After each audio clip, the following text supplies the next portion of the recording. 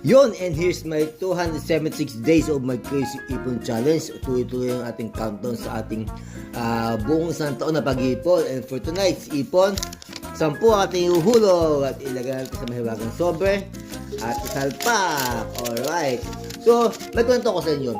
Si Juan at ang kanyang tatay. Ngayon, umuwi si Juan na laki-laki na kanyang problema na halos mangyak-yak.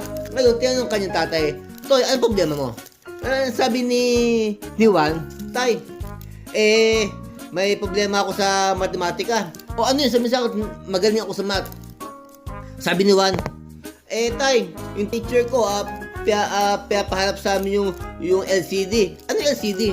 Sabi ng tatay. So sabi ni Juan, Tay, yung lowest common denominator. Sabi ng tatay, alam mo, yung mga teacher dyan sa school mo, ang bobobo. Kasi, nung nag-aaral pa ako dyan, kasi dyan din ako nag-aaral nung nag-aaral pa ako dyan, yan, pinapahanap na sa akin yan